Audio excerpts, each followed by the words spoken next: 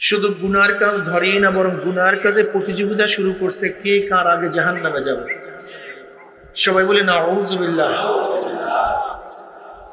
যে জমানায় শিরক বিদআতকে ইবাদত মনে করে, শিরক বিদআতকে ইবাদত মনে করে, যেরকম কবর পূজা, ব্যক্তি পূজা বলে শিরক বিদআত, কিন্তু দাবি করে আমি আবেদ, মারিফাতের লাইনের লোক, ইলমে তাসাউফ পন্থী, আসলে সে হলো শিরক পন্থী, বিদআত পন্থী।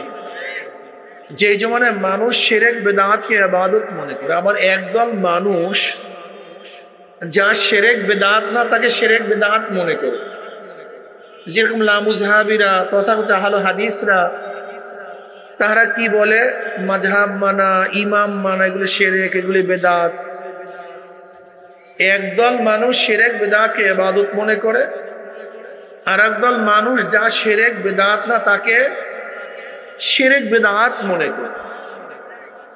আবার কেউ কেউ আংশিক দিন পালন করে, পরিপূর্ণ দিন পালন করার ঢেকুর তুলে পালন করে, আংশিক দাবি করে আমার চেয়ে বড় দিনদার আর দুনিয়াতে নেই, আমি সবচেয়ে বড় দিনদার।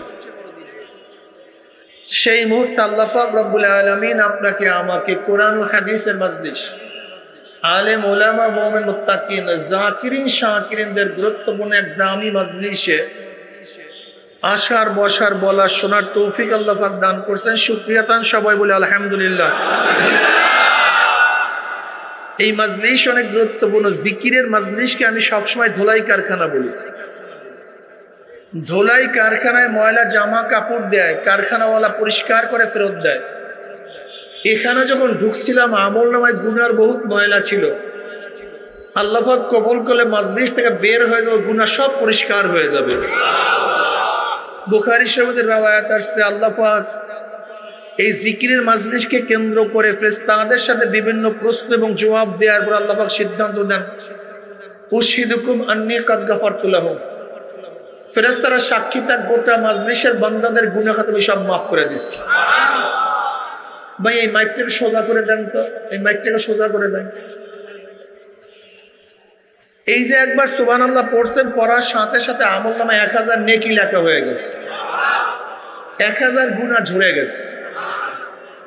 ইন্নাল হাসানাত ইউযহিবনাস সাইয়্যাত, নেকি গুনাহকে মিটায়া দেয়, নেকি গুনাহকে ধ্বংস করে দেয়। কেমন ভাবে ধ্বংস করে?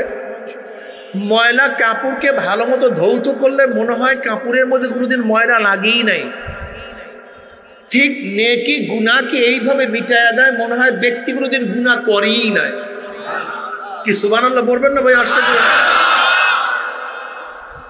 এই একবার সুবহানাল্লাহ পড়ার সাথে সাথে আমলনামায় 1000 নেকি লেখা হয়ে গেছে, 1000 গুনাহ ঝরে গেছে। এই মাজলিস অনেক গুরুত্বপূর্ণ, অনেক দামি। আমি সংক্ষিপ্ত কিছু আলোচনা করব, খুব খেয়ালের সাথে কথা শোনা চাই। আমি বুঝাবার চেষ্টা করব, কিন্তু বুঝ দেওয়ার মালিক কে? মাইরুদিল্লাহ বি খাইরি ফাক্কু ফিদ্দিন। আল্লাহ পাক যাকে পছন্দ করেন তাকে দ্বীনের বুঝ দেন, আর যাকে আল্লাহ পাক পছন্দ করেন না, গোটা দুনিয়ার নবীরাও তাকে দ্বীনের বুঝ দিতে পারবে না। নবী নূহ আলাইহিস সালাতু ওয়াস সালাম তার ঔলাদদার সন্তানকে দ্বীনের বুঝ দিতে পারে নাই। নবী ইব্রাহিম আলাইহিস সালাতু ওয়াস সালাম তার আপন বাবাকে দ্বীনের বুঝ দিতে পারে নাই। নবী নূহ আলাইহিস সালাতু ওয়াস সালাম তার সন্তানকে দ্বীনের বুঝ দিতে পারে নাই। আমার নবী আলাইহিস সালাতু ওয়াস সালাম তার আপন চাচা আবু লাহাবকে দ্বীনের বুঝ দিতে, তার আপন জামাতা উতবা উতায়বাকে দ্বীনের বুঝ দিতে পারে নাই। আবু তালেবকে দ্বীনের বুঝ দেওয়ার জন্য বহু সাধনা করছেন, বহু দোয়া করছেন, কিন্তু পারেন নাই। হেদায়েতের মালিক কে? আল্লাহ, একমাত্র আল্লাহ। আল্লাহ যাকে দ্বীনের বুঝ দিবেন সে দ্বীনের বুঝ পাবে, যাকে দিবেন না পাবে না। তা বলতে পারেন হুজুর দ্বীনের বুঝ তো আল্লাহ দেন, এখানে আসবো কেন? এখানে কাজটা কি? এখানে দরকারটা কি? এখানে আসছি কেন? একটা প্রশ্ন আসি কি নেই? এইমাত্র বলেন হেদায়েতের মালিক আল্লাহ, কষ্ট করে এখানে আসবো কেন? হেদায়েতের মালিক তো আল্লাহ, আল্লাহ পাক হেদায়েত ঘরে পৌঁছায় দেবেন। এর একেবারে সহজ জবাব। একেবারে সহজ জবাব। রেজেকের মালিক কে? সুস্থ করার মালিক কে? শিক্ষা দেওয়ার মালিক কে? রেজেকের মালিক আল্লাহ। ব্যবসা করলেন কেন? কৃষি কাজ করলেন কেন? চাকরি করলেন কেন? কর না কেন? কথা কয় না কেন? রেজেকের মালিক কে? চাকরি করলেন উসিল। আরে ভাই কেন বুঝেন? কৃষি কাজ করলেন কেন? সুস্থ করা মালিক কে? ঔষধ খাইলেন কেন? ডাক্তার দেখালেন কেন? এলেম দেওয়ার মালিক কে? প্রতিষ্ঠানে আলেমের কাছে গেলেন কেন? হেদায়েতের মালিক কে? এখানে আসছেন কেন? বয়ান শুনছেন কেন? সহজ কথা। দেখেন আল্লাহ পাকের নিজামটা কি।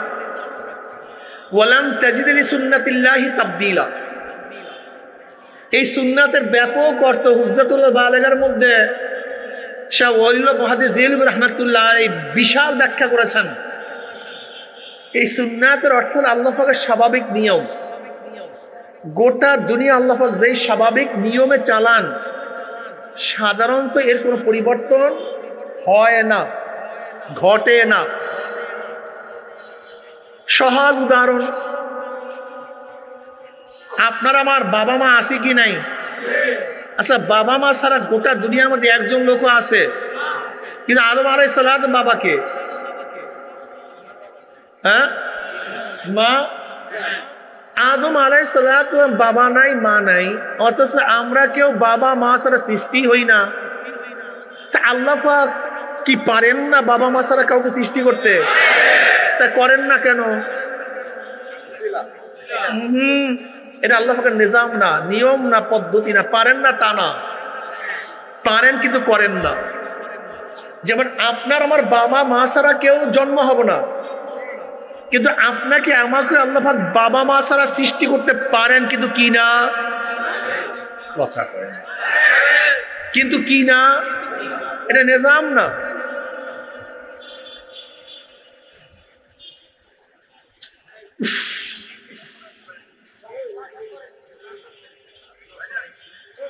ঈসা আলাইহিস সালামের বাবাকে,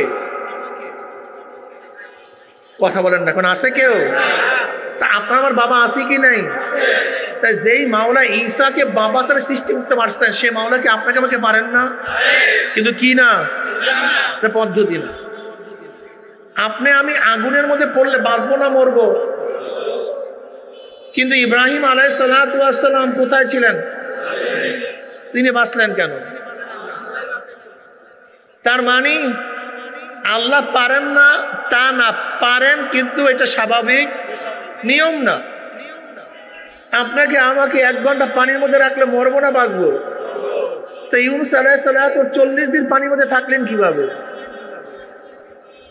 পারেন না তা না, কিন্তু নিজাম। একটু উদাহরণ দিলে বুঝতে পারবেন। মারিয়াম আলাইহিস সালামের হুজরার মধ্যে জাকারিয়া আলাইহিস সালাম যখন গেছেন, দেখেন বেমৌসুমি ফল। কোথার থেকে পাইছো? বলে আল্লাহর তরফ থেকে। তা আপনাকে আমাকে খাওয়াতে পারেন না কেন? এত চেষ্টা করেন কেন? পারেন না আল্লাহ? কিন্তু কি না? হেদায়েতের মালিক কে? সমস্ত নবীদেরকে আল্লাহ পাক হেদায়েত দিয়েছেন ডাইরেক্ট। কোন নবীরা কার বয়ানে হেদায়েত পায় নাই। নবী মুসা আলাইহিস সালাম অমুকের নসিহাতে কি হেদায়েত পাইছে, অমুকের দাওয়াত পাইয়া কলেমা পড়ছে, এরকম ঘটনা ঘটে নাই। নবী নূহ আলাইহিস সালাম কিতাব পড়িয়ে হেদায়েত পাইছে, মাওলাকে চিনছে, এরকম ঘটনা ঘটে নাই। নবী ঈসা আলাইহিস সালাম এক পীরের মুরিদ হইয়া তিনি দ্বীনদার হইছেন, এরকম ঘটনা ঘটে নাই। সমস্ত নবীদেরকে হেদায়েত দিয়েছেন কে? আল্লাহ। ডাইরেক্ট, ইনডাইরেক্ট না, কারণ ওয়াসাইলের মাধ্যমে না। কোন নবীদেরকে আল্লাহ পাক দাওয়াতের মাধ্যমে হেদায়েত দেন নাই। নবী রাসূলগণকে আল্লাহ পাক হেদায়েত দিয়েছেন ডাইরেক্ট। আমার নবী হেদায়েত পেয়েছেন কার মাধ্যমে? আবু বকর রাদিয়াল্লাহু হেদায়েত পেয়েছেন কার মাধ্যমে? কথা বলেন তো। তাই যেই মাওলা আমার নবীকে ডাইরেক্ট হেদায়েত দিতে পারছেন, সেই মাওলা কি আবু বকরকে হেদায়েত দিতে পারতেন না? কিন্তু দেন নাই কেন? এই তো সহজ বয়ান, এই মাসালা হল হয়ে গেছে। যেই মাওলা আমার নবীকে ডাইরেক্ট হেদায়েত দিতে পারছেন, তিনি আবু বকর হেদায়েত দিতে কিন্তু এর পদ্ধতি না। নবীর মাধ্যমে আবু বকর রাদিয়াল্লাহু হেদায়েত পেয়েছেন, ওমর রাদিয়াল্লাহু হেদায়েত পেয়েছেন কার মাধ্যমে? ওসমান গনি রাদিয়াল্লাহু হেদায়েত পেয়েছেন কার মাধ্যমে? আলী রাদিয়াল্লাহু হেদায়েত পেয়েছেন কার মাধ্যমে? এখন কেউ যদি প্রশ্ন করেন নবী আলাইহিস সালাতু ওয়াস সালাম হেদায়েত পেয়েছেন ডাইরেক্ট, আমরা কেন ইনডাইরেক্টে যাব? তখন আমরা একসাথে জবাব দেব আল্লাহ পাকের পদ্ধতি। আল্লাহ পাক কি বলছেন? আবতাগু ইলাইহিল ওয়াসিলা, আল্লাহ পর্যন্ত পৌঁছার জন্য ওসিলা তালাশ করো। ওসিলার কোনো শেষ নেই। নামাজ, রোজা, হজ, যাকাত, তেলাওয়াত, জিকির, আজকার সবই ওয়াসাইল। কিন্তু হ্যাঁ, সুস্থ করার মালিক কে? ঔষধ খাইছেন কেন? ঔষধ খাইলেই ভালো হবে ব্যাপারটা এরকম না। যার তাকদীরে আল্লাহ পাক সুস্থতা রাখছেন, ঔষধ সেই রোগীর ঔষধ ভালো করবে। যার কপালে আল্লাহ পাক সুস্থতা রাখেন নাই, গোটা দুনিয়ার ডাক্তাররাও তার রোগ সারাতে পারবেন না। হেদায়েতের মালিক আল্লাহ, এগুলি সব ওয়াসাইল। যার কপালে আল্লাহ পাক হেদায়েত রাখছেন, এই বয়ানে, নসিহাতে, ওসিয়াতে, সে বয়ানে অমুক তমুক হেদায়েত পাবে। কিন্তু আল্লাহ পাক যার কপাল থেকে হেদায়েতের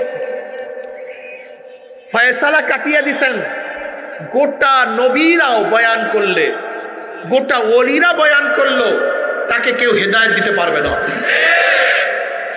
নবী রাসূলগণ দুনিয়াতে আসছেন কেন? কম্পিউটার আবিষ্কার করার জন্য আসেন নাই, রেল বানাবার জন্য আসেন নাই, নবী রাসূলগণ প্লেন বানাবার জন্য আসেন। এটা মাথার মধ্যে ঢুকান। নবী রাসূলগণ দুনিয়াতে আসছেন মানুষ রূপী অমানুষদেরকে মানুষ বানাবার জন্য। মানুষরূপী অমানুষদেরকে, ফেরাউন মানুষ কি মানুষ না? মানুষ রূপী অমানুষ। কারুন মানুষ কি মানুষ না? ওর চেহারা সুরা সবই মানুষ, কিন্তু মানুষ রূপী অমানুষ। সাদ্দাত মানুষ কি মানুষ না? ও মানুষ, কিন্তু মানুষ রূপী অমানুষ। আবু জাহাল মানুষ কি মানুষ না?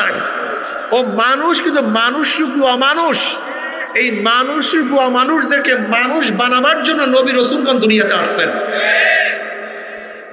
যেরকম হযরত ওমর ইবনে খাত্তাব রাদিয়াল্লাহু তাআলা আনহু ইসলাম গ্রহণ করার আগে মানুষ রূপী ছিলেন, কিন্তু মানুষ ছিলেন না।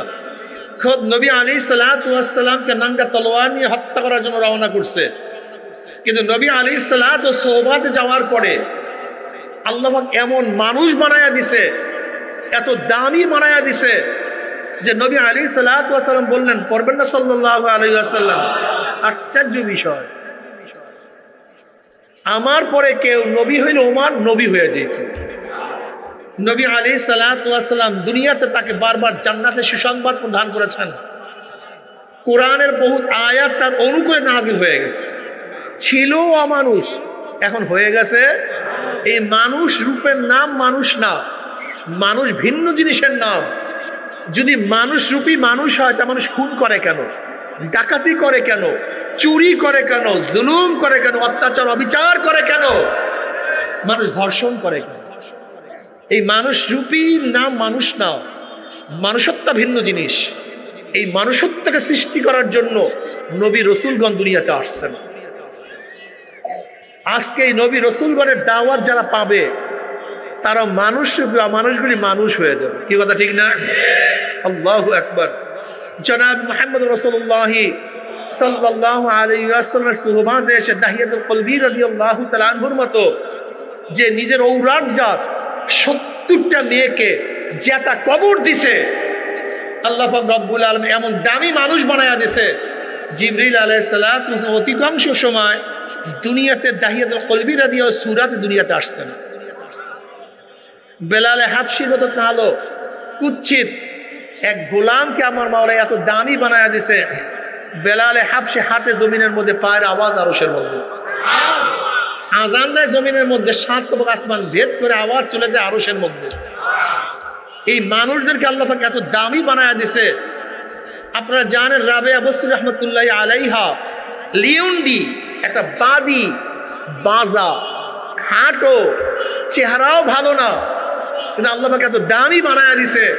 আজকে কত বছর পরে সে তাবিনদের হাসান বসরি রহমাতুল্লাহ আলাইহির জমানার লোক, সেই সমসাময়িক লোক, আজকে মিরপুরে তার বয়ান চলতেছে। আল্লাহ এত দামি বানায় দেয়।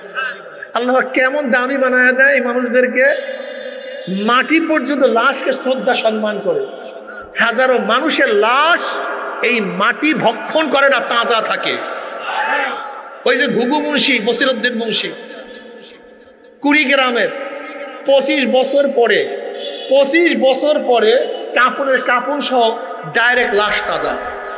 হাজী তোফাজ্জল হোসেন সাহেব এই মুন্সিগঞ্জের 8.5 বছর পরে কাপড়ের কাপড় সহ লাশ তাজা। আপনারা পত্রিকায় দেখেছেন ইরাকের এক রাস্তা খনন করার সময় সাহাবাদের লাশ পাওয়া গেছে। যখন তাদের শরীরের মধ্যে আঘাত আসছে তখন ফুলকি বাড়িয়ে রক্ত বের হওয়া শুরু হয়ে গেছে। গোটা দুনিয়ার পত্রিকায় আসছে, গোটা দুনিয়ার পত্রিকা। তাদের চক্ষু ছিল খোলা, ওই চক্ষুর দিকে তাকাইয়া হাজারো খ্রিস্টান ইহুদিরা মুসলমান হয়ে গেছে। এত দামি হয়ে গেছে, এত দামি। দেখেন চেহারার নাম মানুষ না, সৌন্দর্যের নাম মানুষ না। যদি সৌন্দর্যের নাম মানুষ হয়, আবু লাহাবের চেহারা খুবই সুন্দর ছিল, খুবই আকর্ষণীয় ছিল। সুন্দরের নাম মানুষ না, ধনট্যের নাম মানুষ না। কথিত আছে কারুনের এত সম্পত্তি 70টা উট লাগতো কাল স্বর্ণ মুদ্রার গোডাউনের চাবি বহন করার জন্য। এত বড় ধনী ছিল গাদায়, কিন্তু মানুষ ছিল না। আলহামদুলিল্লাহ, আলহামদুলিল্লাহ নাহমাদুহু ওয়া নাস্তাঈনুহু ওয়া নাস্তাগফিরুহু ওয়া নাউযু বিল্লাহি মিন শুরুরি আনফুসিনা من يهد الله فلا مضل له ومن يضلله فلا هادي له ونشهد أن لا إله إلا الله وحده لا شريك له ونشهد أن محمدا عبده ورسوله أما بعد فأعوذ بالله من الشيطان الرجيم بسم الله الرحمن الرحيم يا أيها الذين آمنوا صلوا عليه وسلموا تسليما اللهم صل على سيدنا وحبيبنا مولانا محمد صلى الله عليه وعلى آله وأصحابه وبارك وسلم. সবাই দুরূদ শরীফ।